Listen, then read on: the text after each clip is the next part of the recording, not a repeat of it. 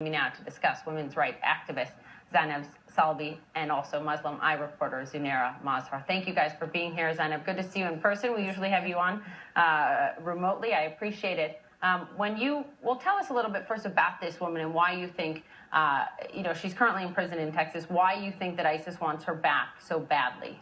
It's not only her. ISIS has shown consistently, actually, sort of loyalty, if you may, to women prisoners. Be it Sajida, the one in Jordan, who was just executed. Completely, but that woman, for example, we all have forgotten about her. 2005, and then they go and say, "We want that woman." They are showing loyalty. They're showing purpose for women.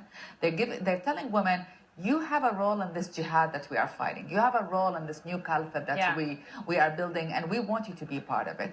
And from a woman's perspective, in societies that are oppressing women, and they're telling them, you cannot leave, you cannot get married, you cannot have a boyfriend, you cannot do anything.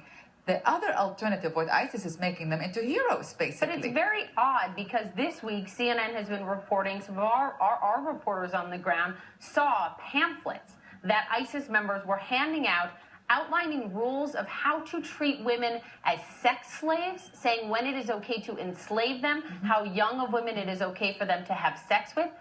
It seems bipolar of them. Absolutely, absolutely. So I think this is like a propaganda strategy. We give you a role and all of these things, so you make these women like heroes. But once you're inside, I just came from the Middle East, and women in Mosul were reporting, for example, of mass rape if they were not wearing the proper headscarf.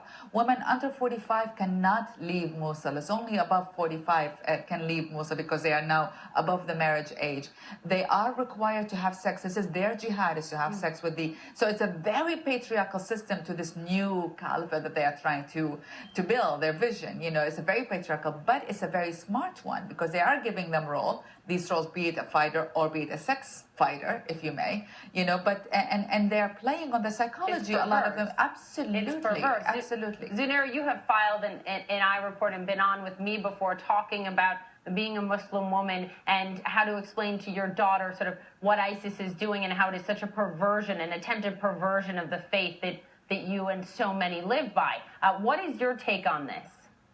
Well, I completely agree with Zainab. She's absolutely right when she's saying this is their way of empowering women. This is their way of saying you can be a baby making or a sex slave, or you can be in the front lines of, making this caliphate. You can be there and say that, look, this is what I'm doing to save the religion, or this is what I'm doing to make a difference. The reason why they're highlighting these women is they're saying, we're all for you. We're all about empowerment. We are supporting you. That's why we're fighting for women who are in the jail. And when you talk about that, they're bipolar, they're very bipolar about other women, about Yazidi women.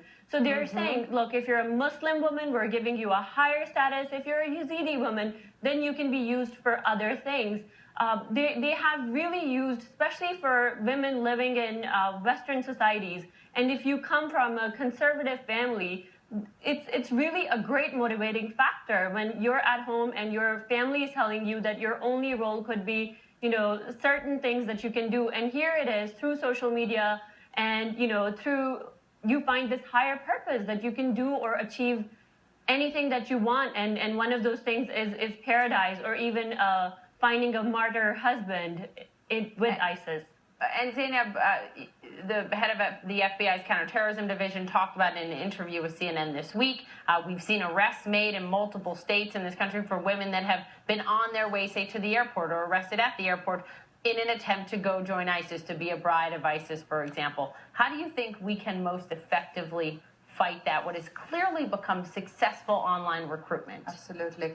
The fight against ISIS, in my opinion, has two ends to it. One is the military, which I'm not the expert on, but one is an ideology, an ideological fight. And that one has to be done by presenting to women and men, to the youth, actually, in the Middle East, particularly, with an alternative. Is a big issue. Absolutely. I mean, you have the Middle Eastern population, 60% of 350 million people are under the age of 30. These are unemployed kids who are college graduates, and their dreams are crushed for a variety of reasons, employment and social reasons. And so we need to create an alternative ideology. The alternative ideology has to have a purpose for them. It has to have a role for them, and that is not being that's not being discussed actually. It's what we're talking is how do you combat ISIS military, but we're not talking about creating that alternative ideology. Before we go, would you agree with that there has not been enough of a conversation on that front?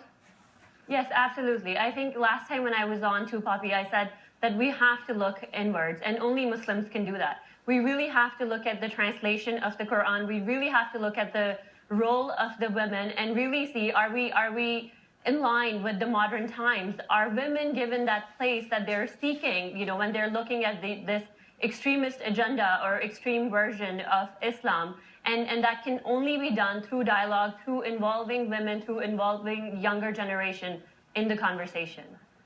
Ladies, thank you very much for being with me. We'll keep talking about this. It's incredibly important. Good to have you both on the program. Thank you. Coming up next.